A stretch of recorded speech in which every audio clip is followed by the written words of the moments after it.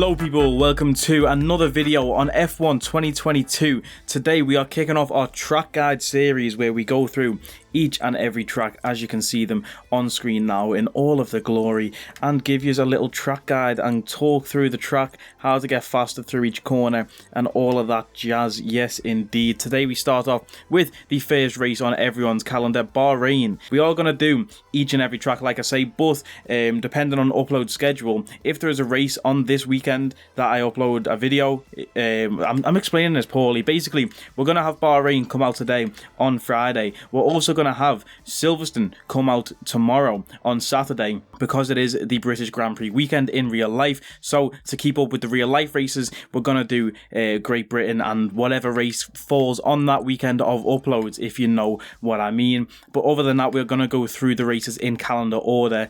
The race weekends in real life just messes it up a bit. Hopefully you understand what I'm saying, but today is Bahrain. Let's get into it. If you saw the purple car on the screen, if you don't know what that car is, that is our My Team car. Make sure you check out the My Team series on the channel. That's the biggest series on the channel right now, is the My Team series, so make sure you check that one out. Subscribe to the channel if you're looking forward to more F1 2022 content. If you enjoyed this video, make sure you hit that subscribe button and hit the like button for me. Now, getting into the time trial setup, I do not actually use setups at the moment. I've got a lot to think about with the setups. Last year, the front wing aero and the rear wing aero for downforce, it went from 1 to 11, I believe, or maybe 12, but now it goes from 0 to 50. So there's a lot of experimenting to do with, I'm pretty sure everything else is the same as last year, but with that aerodynamic section of the setups, there's a lot of experimenting to do, so I don't actually know what the best setup is in terms of that. It's going to take a while and a few, practice sessions and experimenting with that to find a good setup. If you are looking for a time trial setup, my best advice for you would be to go to the leaderboards here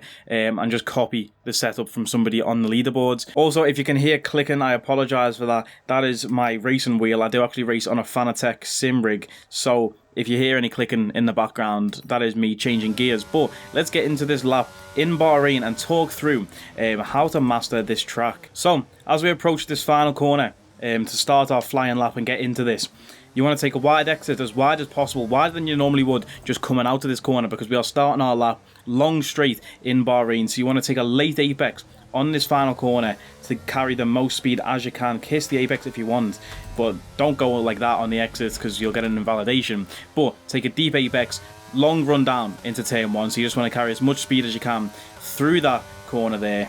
And then down into turn 1, you're going to be braking just before the 100 meter board, about 120 meters, maybe a bit more than that. It depends what car you're actually using. If you're doing this on My Team, like we're using our My Team car here in time trial, you want to brake a bit earlier than that. Obviously, the My Team car, you can't hit as high speeds on the straights, but your brakes also aren't as upgraded as other cars around you, so the braking points might vary if you're on My Team, depending on what starter car you picked. Of course, on My Team this year, you can pick 3 different cars, but if you're just using a time trial car to try and get the fastest time, 120 meters should do it just before the 100 meter board. Then into turn 1, you want to brake obviously in a straight line. Kiss the apex, do not touch this curve, it'll throw you off. You want to try and keep your car in the middle here, don't run out wide because you're going straight left.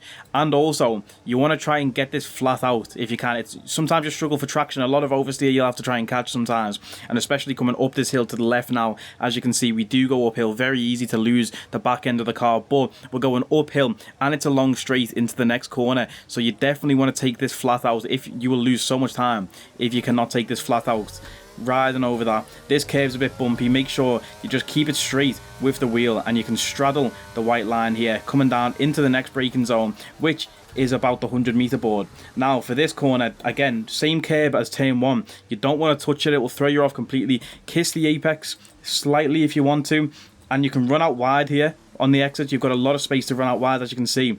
You can pretty much take it all the way here. Don't go over the white line, of course. White line is track limits, but there's no curb on the exit here. You can run very wide, and then you want to bring it obviously in the straight line back into the right hand side of the track a little bit, because you need to bring it left for this next corner. You can touch that curb on the left, but I would recommend avoiding this curb on the right as much as possible. Little tap of the brakes if you want, or just downshift and let it drift through here. But as soon as you pass that apex, get straight back on the throttle, because you're about to go downhill again carry out wide onto this curb here, and then bring it back to the left as quick as you can for a straight braking zone into this downhill section. Very hard to get the car stopped, obviously braking downhill because gravity, different forces and stuff, but once you do get it slowed down, nice and easy corner, hairpin style.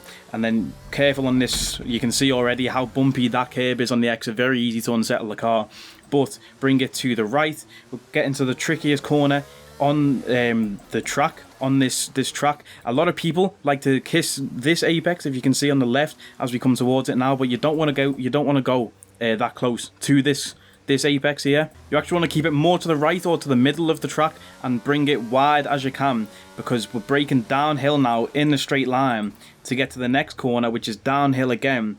And obviously if you kiss that first apex before this one, you're not going to have the right line coming through here. Make sure you get straight line on the exit for traction, ride the curb a little, then you can bring it back onto the track just to get that straight line traction coming out of it. Now a tricky corner here again, braking about 75 meters between the two boards there of the 50 and the 100. Now I've seen people take different approaches to this corner. Some people like to run out wide, carry speed out wide, and just go as far as they can here and then bring it back left. But I've seen other people who their line through this corner is straight through here, and you just hug this curb completely, because either way you're going to be bringing the car back to the left. This is easy flat, this next corner, but you need to be all the way to the left for entry. Last year, very easy to lose the back end. I haven't had much problems on this game with the new cars to losing the back end here, but very easy flat out. Now straight line braking again into the next corner, feels quite slow, but you can get on the throttle quickly again and straddle that white line on exit for best traction.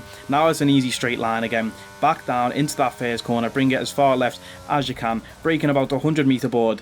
We've missed the braking zone there. 100 meter board, kiss the apex, run wide on the exit. Don't go too far over this curb. If you go where I am here and try and get on the throttle, you will probably spin out as we invalidate the track there as I was demonstrating. But yeah, you can ride the curb, but don't go over it.